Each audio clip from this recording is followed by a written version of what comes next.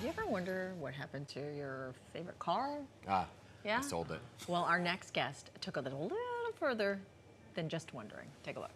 My beloved Mercury Milan. And ladies and gentlemen, if you are considering doing this, if this is maybe saying to you, you know what, I really miss that car. Go to the next slide. I'm just going to warn you, you're not ready for what I found. And this is the first time I'm ever showing these photos because I had to process what I saw. You think you've seen things in your life. I'm going to guarantee you, before we go to this picture, you have never seen anything like this in your life. Hit it. Wait, perhaps she got rid of that car at the right time. I mean, it really drove that one to the ground. Please welcome comedian, radio personality, podcast host Michelle Collins. What's up, Michelle? What happened? That's traumatizing. It's hard to be triggered so early in the morning. I was expecting we were going to relax here. I don't know what happened. It was COVID. I was home. I loved that Mercury Milan. You don't see them anymore. They were discontinued. You had that during COVID? No, I wish. I had that when I lived in LA. It's like somehow a darker time in my life. But yeah, I just looked it up on Carfax. I thought, whatever happened to my car? And apparently it fell off a mountain. I don't know what happened. Yeah, no, I didn't do that. But that's what happened? That's what happened to it. And you can't find Mercuries anymore unless you go to Tampa, Florida. They don't exist. The Mercury Milan, the Mercury Sable, there was a whole... They were the poor man's Lincoln, and that's why I drove it. But anyway, how are you guys? We're great. It's so great to see you. Well, you used to live here, right, for like 20-some years? A long time. Why'd you leave us? I was too tall. I mean, honestly, people ask, why did I leave New York? I was too poor and too tall. I was here a long time. I moved here in 1998, so it was really a while ago. And I love New York. Every time I come back, I'm like, I'm home. I have that feeling. Yeah. But it got expensive. Yeah. I wanted to live in an apartment that had a bathroom that wasn't with brown tile grout. Right. I wanted a nice place. Yeah. So I moved to Amsterdam. Right. What? I know. What's that like? Now that has got to be cool. You have to come visit, What's by the way. best part about leaving? About leaving? Yeah.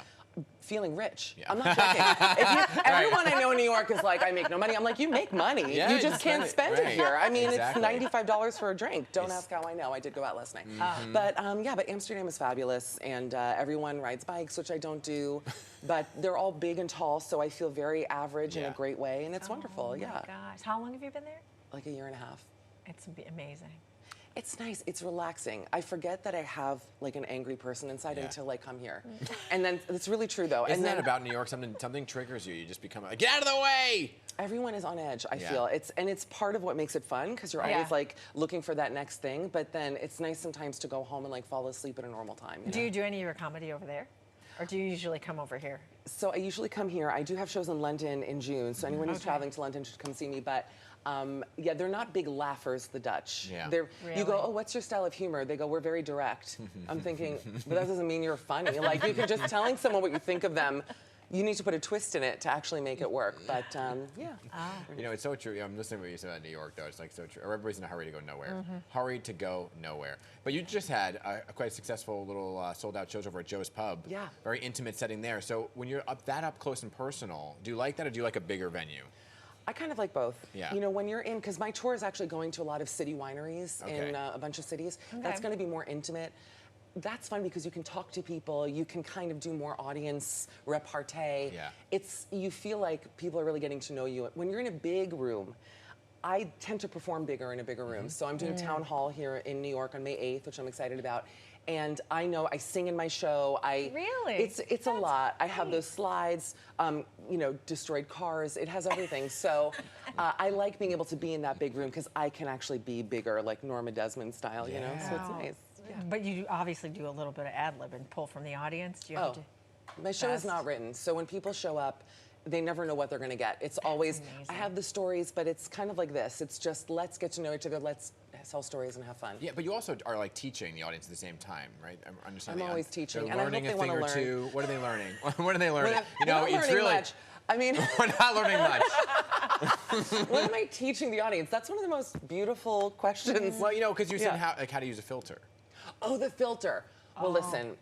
Okay, now look. See, I watched I don't know anything about the filters. Now I need to know about the filters. That's one of the biggest humble brags I've ever heard in my life, is going, I never use filters. I'm going to see you and you're going to be like in full Now I'm going Ramona to. Singer mode. I'm like, she uses filters. I'm using filters from now on. There's a way I to don't know do about the filters. apps, is what I'm saying. Okay, there's an app called Face App. I'm sure Russia has all my data, and I'm fine with it at this point, because who doesn't?